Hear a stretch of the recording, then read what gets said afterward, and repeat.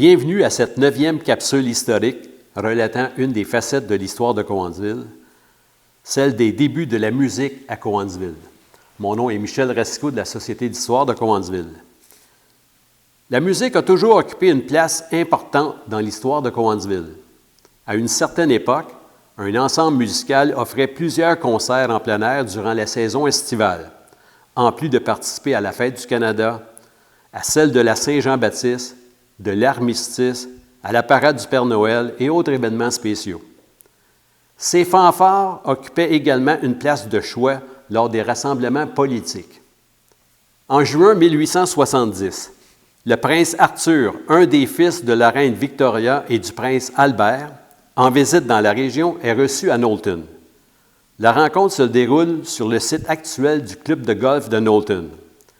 Dans un reportage consacré à l'événement, le journal Waterloo Advertiser souligne la présence de l'harmonie de Nelsonville. Il faut se rappeler que Nelsonville est l'ancien nom de Cowansville. À la même époque, une vingtaine de musiciens se regroupent pour former un autre ensemble musical, le Cowansville Brass Band, dirigé par William McFarlane, un agent d'assurance et aussi un professeur de musique. McFarlane sera au cœur de l'activité musicale de Cowansville pendant une trentaine d'années. En juin 1877, le Cowansville Brass Band participe à un gigantesque défilé en l'honneur de Johnny MacDonald, leader de l'opposition officielle à la Chambre des communes. L'activité s'inscrit dans le cadre de la campagne électorale fédérale.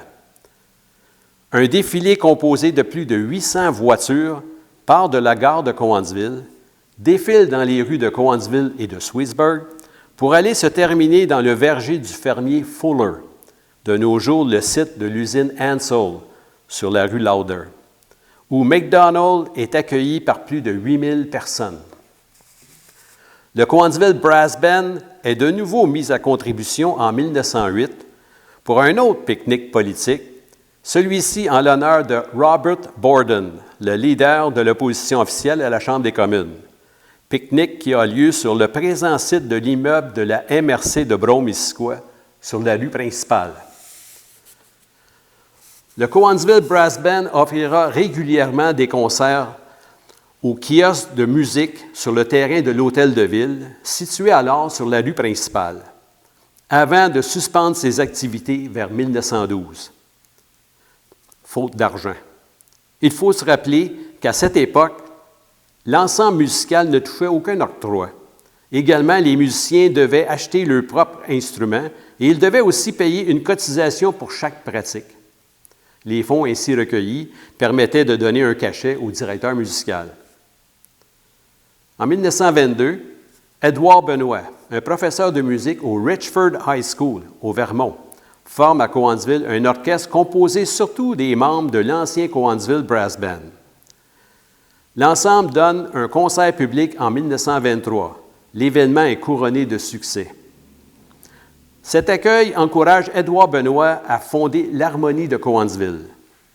La nouvelle Harmonie donne un premier concert à l'été 1925 sur le parterre de l'Hôtel de Ville. Au cours des 4 décennies qui suivront, l'Harmonie de Cowansville prendra part au festival annuel de l'Association des fanfares amateurs de la province de Québec et aussi à ceux de la Fédération des fanfares amateurs de la province de Québec. On pourra également la voir à l'œuvre lors des fêtes du centenaire de Sherbrooke, de Saint-Hyacinthe et de Sutton. Lors de leur concert annuel de 1955, on profite de l'occasion pour souligner le 30e anniversaire de fondation de l'Harmonie de Cowansville. Les autorités de la ville décernent à Edouard Benoit, fondateur et toujours directeur musical de l'Harmonie, un certificat le créant le premier citoyen honoraire de la ville de Cowansville. Il faut aussi souligner que Edouard Benoit a toujours continué à demeurer à Richford, au Vermont, où il enseignait la musique, et que pendant une quarantaine d'années, il a fait le trajet de Richford à Cowansville, une distance de 35 km, 1, 2 et parfois 3 fois par semaine pour les pratiques et les concerts de l'Harmonie. L'Harmonie de Cowansville a cessé ses activités vers 1965, mais la musique n'a pas cessé pour autant. Aujourd'hui, l'harmonie cadette de l'École Saint-Léon et les ensembles de l'Académie de musique Massé-Vanier continuent d'offrir à tous une grande diversité musicale. Voilà, c'était l'histoire des débuts de la musique à Cowansville.